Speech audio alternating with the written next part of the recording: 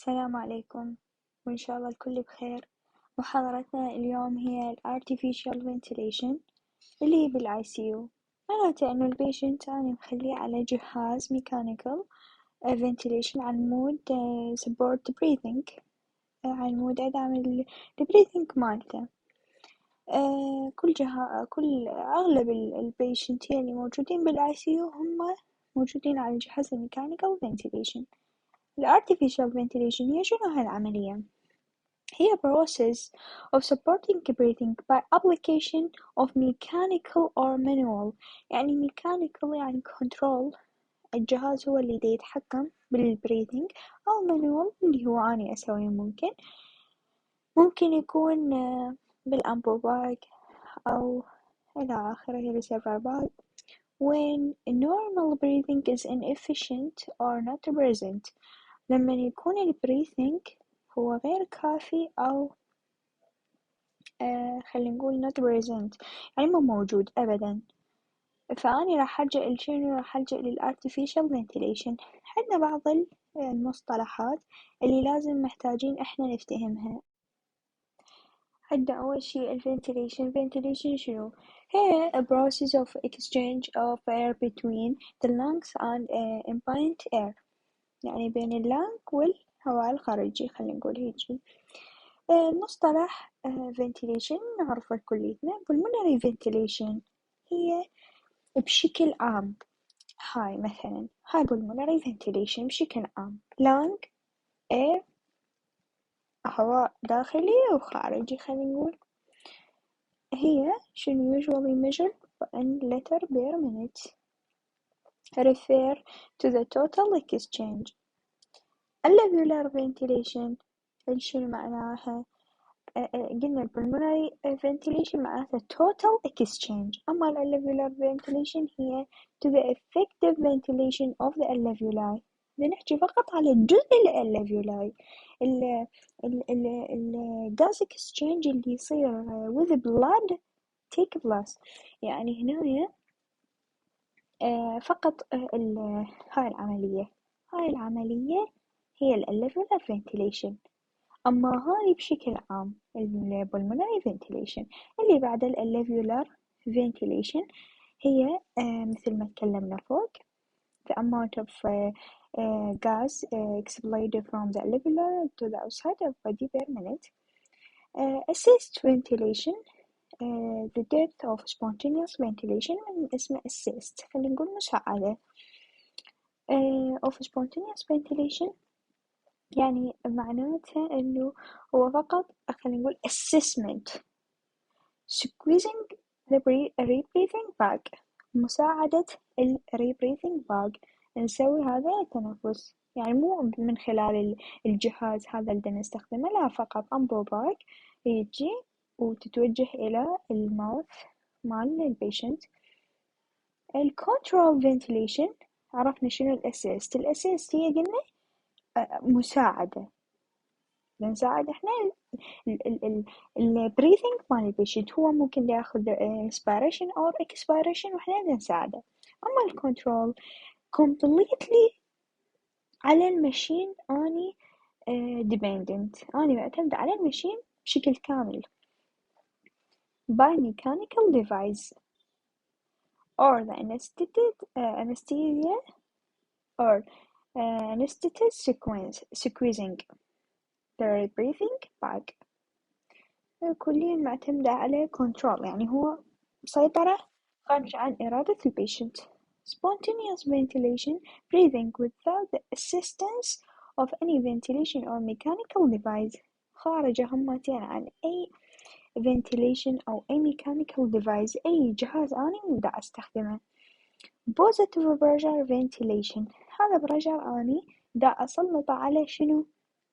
تحت طبعا أكسجين دا أسلطه تحت ضغط معين وأنطي أدفعه للبيشنت، مثل السباب. كليتنا شاهدنا مرضى الكوفيد شلون كنا نتعامل وياهم أو يتعاملون وياهم بشكل عام، يعني بالمستشفيات أو بالمراكز الصحية، هو إنه دا يدفع لهم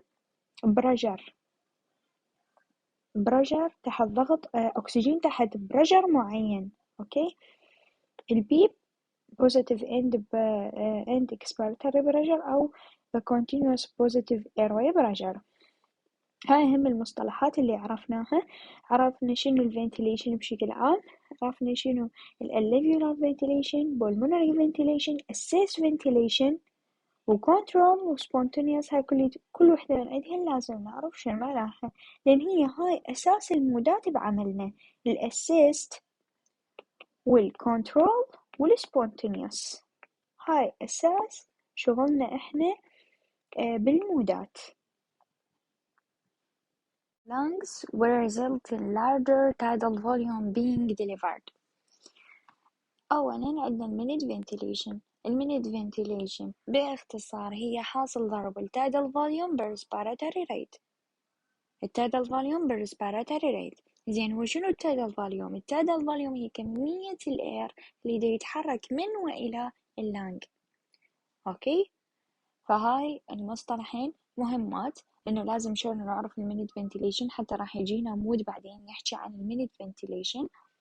فالمينيت فنتيليشن نعرفه هو حاصل ضرب التايدال فوليوم اللي هي الانسبيراتوري والاكسبيراتوري، وفي الريسبيراتوري ريت عدد النفس اللي دا ياخذه البيشنت. هو النورمال من 12 إلى 20، مرات توصل 4 وهكذا توصل 5، فهو حاصل الضرب بيناتهم. والتايدال فوليوم عرفنا شنو.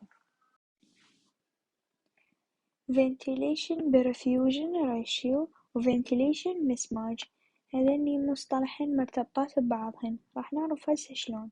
عندنا أول شي راح أوضح شنو ventilation perfusion ratio. احنا دا يصير circulation اللي هي البلاد خاصة بالهارت واللانج اللي دا يدخللها الاير، لكن اكو ارتباط بين اللانج والهارت اللي هي بالالفيولاي. لما يصير تبادل غازي راح هنايا الأكسجين الداخل عن طريق الألفيولاي ينطي المن الأكسجين للبلاد، ينطي للبلاد. فهنايا النقطة إن هي دا يصير تبادل بيناتهم، دا ينطي البلاد دا ياخذ CO2 من البلاد دا يطلعه، هيج العملية دا تصير.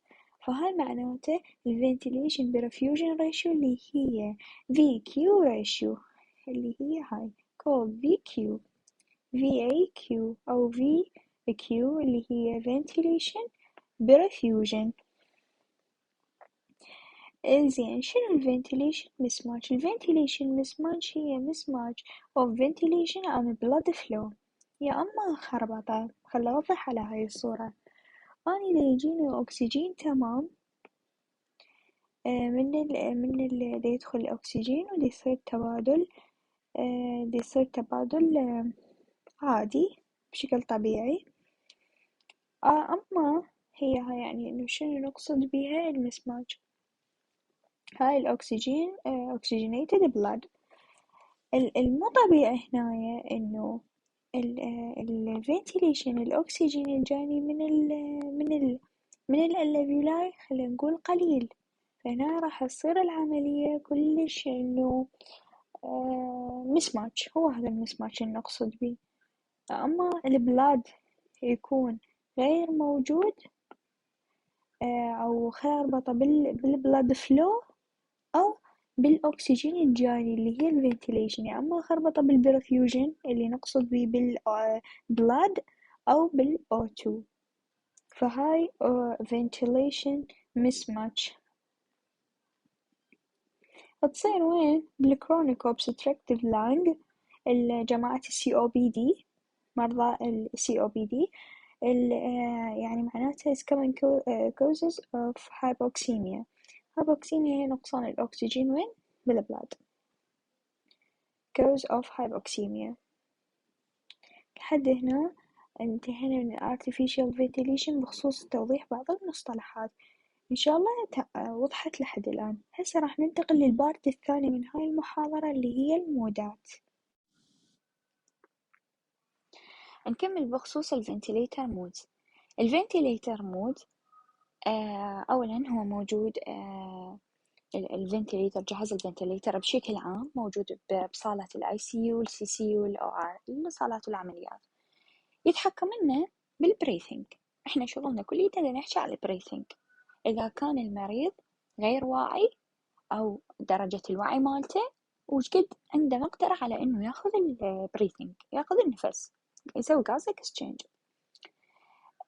نعرف انه الفنتليتر مودز لازم اولا لما نيجي نسيته على اساس فوليوم سايكل وبريشر سايكل. يعني احنا لازم لما نيجي نقرا المودات لازم نعرف انه هو يتسيت بشكلين، فوليوم سايكل بريشر سايكل. اول وحده الفوليوم سايكل. اني مدام فوليوم سايكل اذا اللي راح يثبت منه الاسم اللي هو فوليوم. تذكروا انه منه راح يثبت الفوليوم، تعدل الفوليوم. كمية الهواء اللي رايحة للمريض ثابتة، أنا راح أحددها.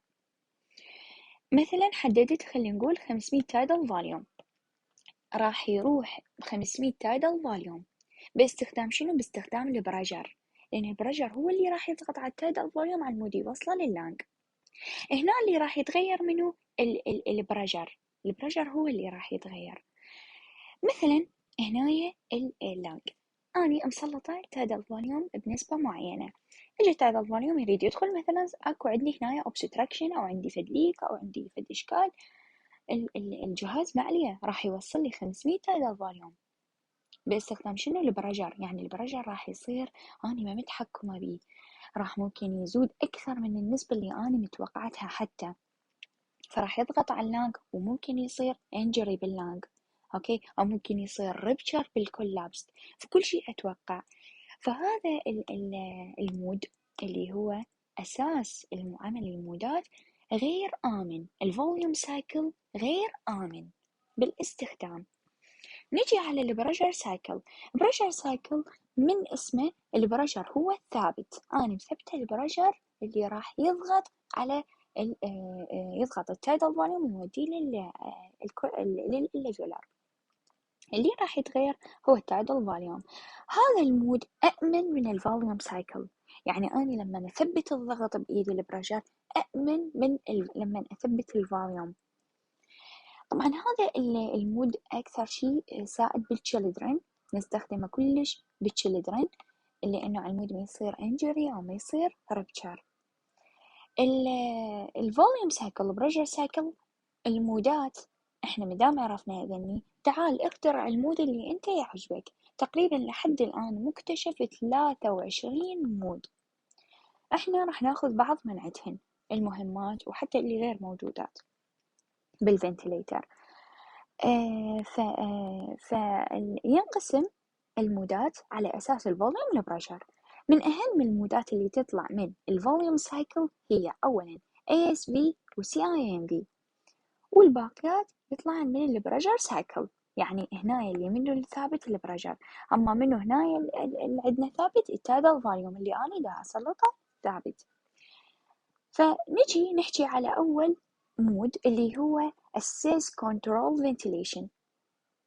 كل مود راح ناخذه بميزة معينة راح تتوضح.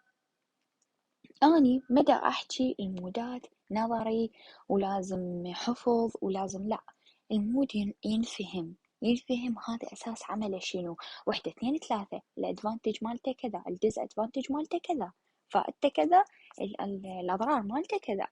عندنا الأسيس كنترول فنتيليشن أول واحد، بمعنى راح أبسطها كلش هواية. عندنا مثلا أني assist. هو assist يعني شنو؟ كل ما تسمعون كلمة assist معناته يعني support. معناته شنو؟ معناته support. فassist control همين assist وهمين control. البيشنت اجا أخذ نفس معين respiratory معين، الجهاز ايش راح يسوي له؟ راح يكمل له النفس. فهاي هنا شو استخدمنا احنا؟ الاسيست. زين، جيت بالحالة الثانية البيشنت هنا ما أخذ نفس، الجهاز هو اللي راح يقوم بهاي العملية، هو اللي راح ياخذ النفس. أوكي، فهنا هذا المود كلش حلو شغله، لأنه البيشنت إذا ما أخذ نفس راح يعرف شلون يتعامل وياه، وإذا أخذ نفس يكمل الهيا. أوكي، فهنايا هاي النقطتين كلش مهمات، شنو الأساس وشنو الكنترول. من ضمن من ضمن الديسادفانتج مال هذا المود شنو؟ نجي هنا على صفحة البيشنت دا ياخذ نفس بشكل كلش سريع، الجهاز راح يجي يكمل هي شغلته يكمل له النفس اللي دا ياخذه. هنا ما عليه إذا البريثنج شورت، إذا هاي، إذا ديبلي، إذا يعني خلينا نقول شالو، ما يهمه، هو دا يكمل النفس فقط. فممكن يصير عندنا هنا هايبر فنتيليشن أو ممكن يصير هايبو فنتيليشن، ممكن هايبر فنتيليشن، ممكن هايبو فنتيليشن. فهاي من الديس ادفانتج مال هذا المود. اوكي، كل مود بي ادفانتج وديس ادفانتج، فإن شاء الله يكون هذا واضح المود لحد الآن. ننتقل إلى المود اللي بعده Maximal Voluntary Ventilation ال MVV. طبعا أول شي لازم نعرف عن هذا المود إنه هو يعني ما موجود حاليا جهاز الفنتيليشن. أوكي، هاي أول نقطة. ثانيا أساس عمله هو إنه أني يعني التركيز بشكل عام على الإكسهيل بير مينت اللي دا يصير، راح يجمع لي طريقة عمله شلون، إنه voluntary، خلينا نقول البيشنت دا ياخذ نفس معين، هو راح يكمل اللي هي راح يجمع النفس اللي دا ياخذه البيشنت، النفس اللي دا ياخذه اللي باو. هنا اكو عندنا معادلة بسيطة تقول ال minute ventilation تساوي respiratory rate بال respiratory rate في التايدال فوليوم، التايدال فوليوم او الفي تي. هنا راح ياخذ لي الريسبيراتوري رايت. على سبيل المثال اني دا ياخذ البيشنت مثلا 4 بير مينت بالدقيقة، بير مينت سوري 4 بريث بير مينت بالدقيقة الواحدة. حلو. راح التوتال فوليوم شنو؟ التوتال فوليوم اني ايش قد البيشنت دا ياخذ نفس، مثلا دا ياخذ نسبة معينة انسبيريشن هالقد والجهاز دا يكمل له، يجمعهن هذن التايدال فوليوم كليته يجمعه ويضربه في الريسبيراتوري ريت، راح تطلع المينت فنتيليشن. المينت فنتيليشن اللي على اساسها اعتمد، هو بين قوسين دا يقيس لي المينت فنتيليشن، دا يتعرف على المينت فنتيليشن ومن على اساسها دا يفسر لي آلية البريزنج مال البيشنت. طبعا هذا حاليا ما موجود، وخلينا نقول آلية عمل شبه مجهولة نوعا ما، وبالأخص بمرحلة الوينينج ما نعرف شنو فائد، يعني هل هو إنه نقدر نستخدمه بمرحلة الوينينج أو لا، عكس الأسيست كنترول هذا اللي نقدر نستخدمه بمرحلة الوينينج. ننتقل للمود اللي بعده الكنترول ميكانيكال فنتيليشن. من اسمه كنترول أصلا هذا ما يحتاج لأي تفسير، هو كنترول يعني أنا مسيته sitting on this mode provide a fixed VT and fixed rate، يعني أنا مسيت الجهاز على respiratory rate معينة و VT معينة. أوكي، بغض النظر عن إيش قد جهد البيشنت اللي ياخذه، because the patient cannot breathe spontaneously. البيشنت نهائيا على اعتبار أنا ليش نسيت الكنترول، على اعتبار إنه البيشنت ما دا ياخذ نفس أبدا. طبعا هذا المود مميز، الشغلة المميزة اللي إنه أستخدمه بالجي أي أكثر مود أستخدمه، يعني لما أنا أجي أنطي سيديشن للبيشنت، أسوي له باراليسيس قبل ألجأ للكنترول، وأغلب البيشنت هي اللي يجوني للآي سي يو أول ما ألجأ لهم للكنترول، فهذا الشيء المميز بيه.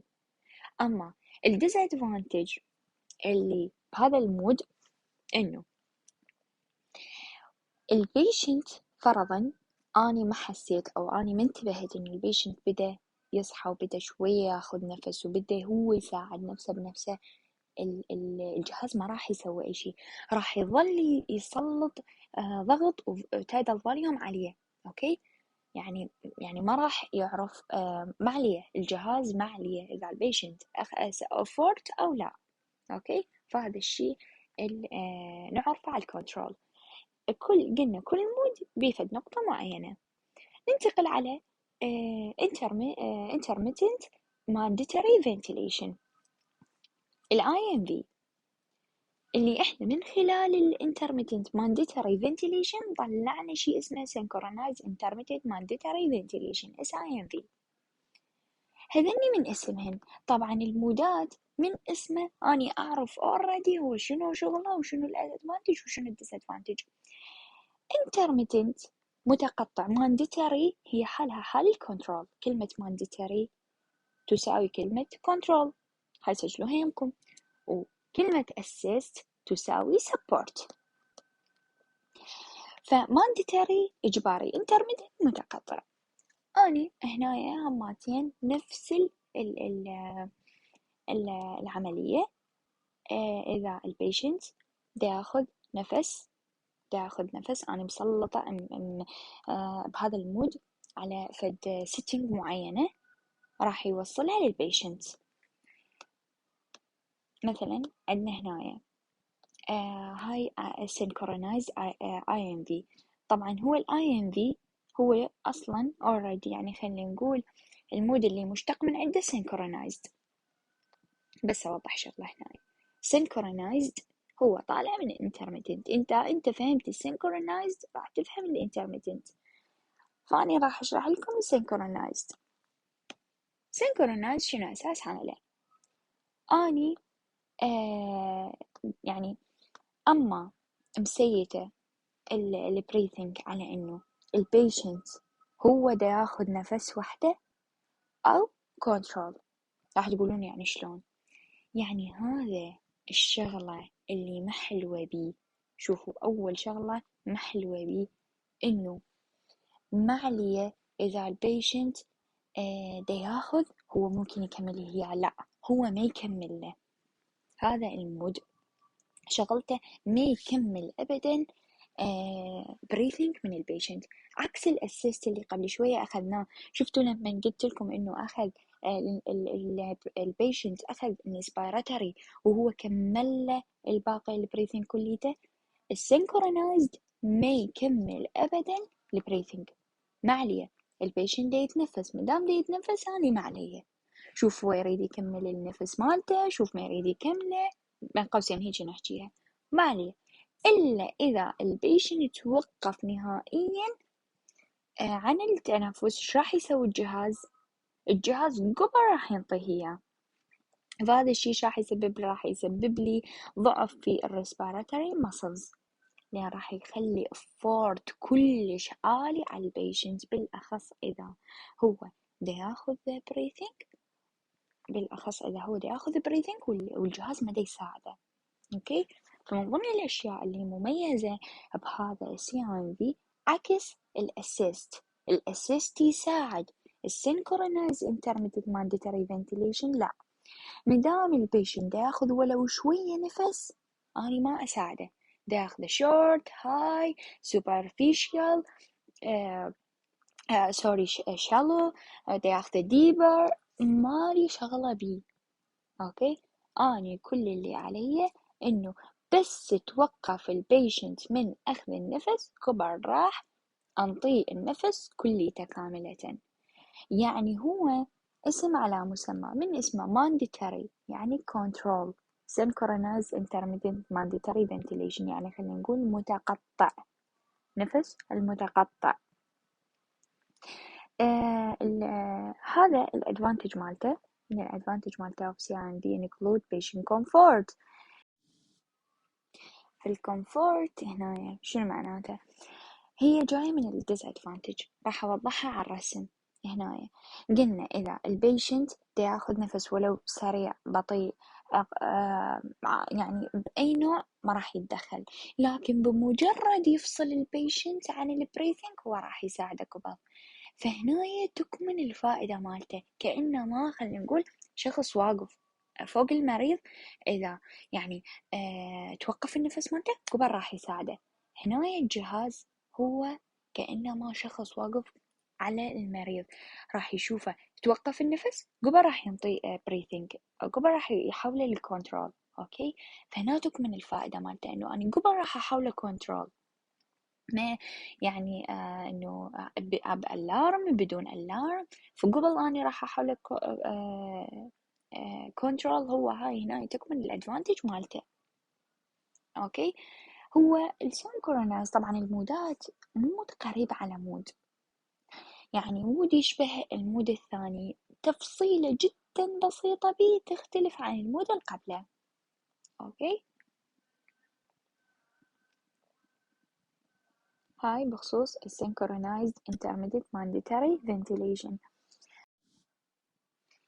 إلى الآن نكون خلصنا البارت الأول من المحاضرة ال Artificial Ventilation. إن شاء الله نلتقي على تسجيل البارت الثاني من محاضرة ال Artificial Ventilation، وأتمنى استفاديتوا. مع السلامة.